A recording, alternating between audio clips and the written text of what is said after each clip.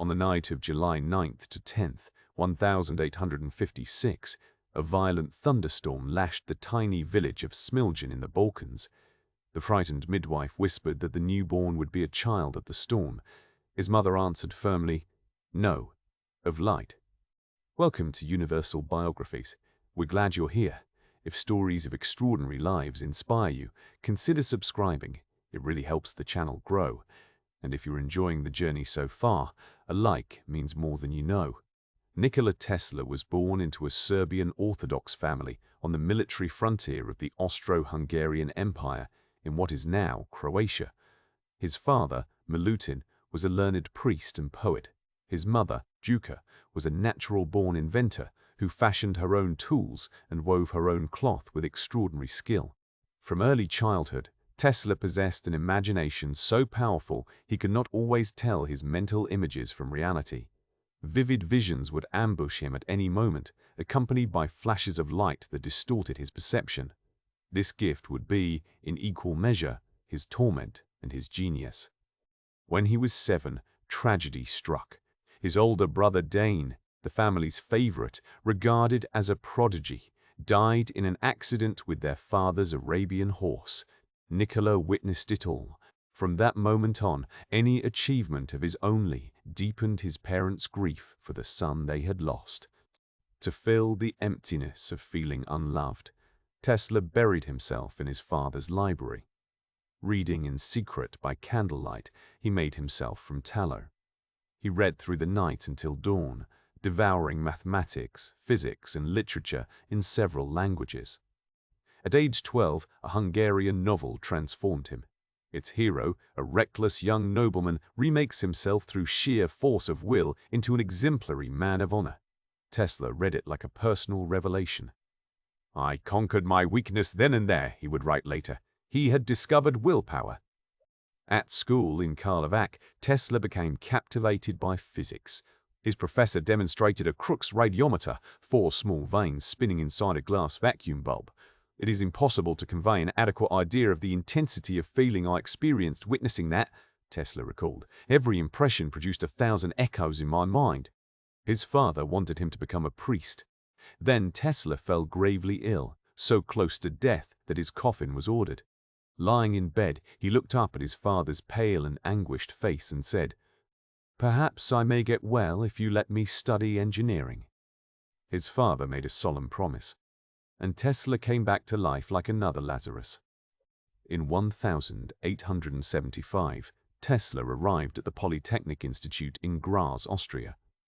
In his first year alone, he studied from 3 in the morning until 11 at night, not a single Sunday or holiday excepted. He passed 9 examinations in record time. His professors wrote to his father that unless the boy was taken away, he would be killed by overwork. In one of Professor Partial's lectures, Tesla watched a Gram dynamo spark and crackle at its brushes. Partial declared it was impossible to build a motor without those troublesome commutators. Tesla objected. The professor publicly humiliated him before the class. The spark of ambition was lit. For years, Tesla carried one obsession: how to build a motor with no brushes, no commutator, no sparking. He worked entirely in his mind. He visualized motors running, disassembled them, perfected them, all in thought. He called it his method of invention. It was unlike anything any engineer had ever tried. In February 1882, walking with his friend Szigeti in a Budapest park, reciting Goethe's Faust as the sun set on the horizon, Tesla had the vision. The imagery of invisible wings lifting the mind but not the body unlocked something. He saw the rotating magnetic field. He drew the diagram in the dirt with a stick.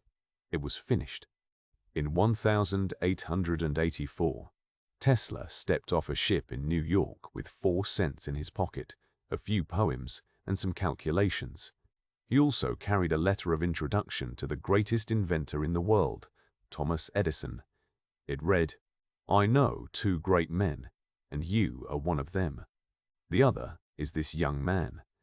Tesla worked for Edison for 6 months, redesigning dynamos, laboring from 10:30 in the morning until 5 the next morning.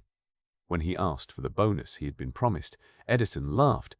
"Tesla, you don't understand our American humor." Tesla quit on the spot.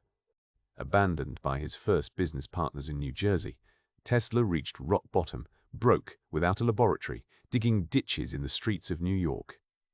"I lived through a year of terrible heartaches and bitter tears," he recalled. "My high education in science and literature seemed a mockery." In 1887, two shrewd businessmen, Alfred Brown and Charles Peck, bet on Tesla. They rented him a laboratory on Liberty Street in Lower Manhattan, and Tesla, at last, could build with his own hands the motor he'd been designing for years only in his mind. To win over his skeptical backers, Tesla invoked the legend of Columbus, the navigator who silenced his critics by standing an egg on its end.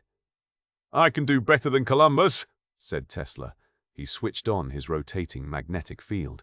A copper egg stood upright and began to spin, untouched. Peck and Brown were astonished. In May 1888, Tesla presented his polyphase AC system before the American Institute of Electrical Engineers. The audience fell silent, then erupted. The young industrialist George Westinghouse, recognizing the scope of the invention, purchased Tesla's patents for $60,000. The war of currents had begun. Edison, champion of direct current, launched a terror campaign against Tesla and Westinghouse's alternating current. He publicly electrocuted animals to prove AC was deadly, but the physics spoke louder than the propaganda. In 1893, the World's Columbian Exposition in Chicago chose the Tesla-Westinghouse system to illuminate the entire fair. When the switch was thrown and more than 100,000 electric lamps blazed to life simultaneously, the crowd was struck speechless. Some wept. It was as if the sun had risen inside a building. The decisive victory came at Niagara Falls. In 1895, the hydroelectric plant at Niagara, built on Tesla's principles, began transmitting power to Buffalo, 25 miles away. It was the largest electrical project in history. Tesla had dreamed of exactly this as a boy, staring at a picture of the falls in a textbook. At the height of his fame, Tesla was America's greatest celebrity scientist, more famous than Edison. He frequented the elegant Delmonico's restaurant, dazzled Mark Twain with lightning demonstrations in his laboratory. People called him the Wizard, but the glory would not last. In March 1895, fire destroyed his South Fifth Avenue laboratory entirely. Years of work, equipment, research notes reduced to ash. Tesla was paralyzed for weeks, unable to function. It was as if a part of his mind had been erased. Tesla rebuilt and chased a new and grander dream, transmitting electrical power wirelessly to the entire world, rendering all existing power lines obsolete. In 1899, he traveled to Colorado Springs to conduct experiments on a planetary scale. In Colorado Springs, Tesla created artificial lightning bolts over 100 feet long, the largest ever produced by a human being. One night, he accidentally knocked out the power supply to the entire city. The electric company refused to restore it until he returned the generator he had destroyed. In 1900, financed by the Wall Street titan J.P. Morgan, Tesla broke ground on Wardenclyffe Tower on Long Island, a 105-foot structure designed to transmit messages and energy wirelessly around the globe. It was the greatest gamble of his life. Then in 1901, Guglielmo Marconi transmitted the letter S in Morse code across the Atlantic and was hailed as the inventor of radio. Tesla insisted Marconi had used 12 of his own patents. Morgan cut the funding. The tower stood unfinished. The most ambitious dream of Tesla's life began to collapse. Between 1903 and 1905, Tesla lost his backers, failed to complete his equipment, and suffered a nervous breakdown. In 1917, the Wardenclyffe Tower was demolished with dynamite to pay off debts. Tesla was 61 years old. He watched the destruction of everything he had staked his hope on. Even in decline, Tesla never stopped inventing. He developed a bladeless turbine based on fluid viscosity, a radio-controlled boat, history's first drone, and worked on radar principles and particle beam weapons decades before anyone else. In his final years, Tesla lived alone in the Hotel New Yorker, increasingly isolated, obsessed with the pigeons he fed from his window. Each year on his birthday, journalists came and he announced extraordinary inventions: a death ray capable of ending all wars, a machine to project thoughts onto a screen. On the morning of January 8, 1943, a chambermaid knocked on the door of room 3327 at the Hotel New Yorker and received no answer.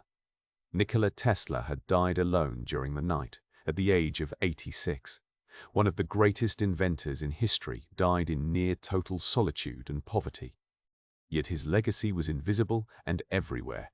The alternating current that powers every light in the world, the transformers that distribute electricity, the theoretical foundations of radio, the principles of wireless transmission, Wi-Fi, the electric motor, the hydroelectric dam, all trace their roots to a man born in a Balkan thunderstorm. In 1960, the International Unit of Magnetic Field Strength was named after him, the Tesla. In 2003, a company called Tesla Motors chose to honor him by building the first high-performance electric car of the modern age. The visionary, who died forgotten, had come back to light the 21st century. Nikola Tesla was not only an inventor, he was a man who believed that science should serve all of humanity, that electrical energy, transmitted freely across the world, could end war, end poverty, end toil. His defeat was commercial, his victory was civilizational. "There is something within me that might be illusion," he said in 1892, as it is often the case with young, delighted people. "But if I would be fortunate enough to achieve some of my ideals, it would be on behalf of the whole of humanity." And so it was. The child of the storm became, in the end, a child of light. Thank you for watching this story of one of humanity's greatest minds.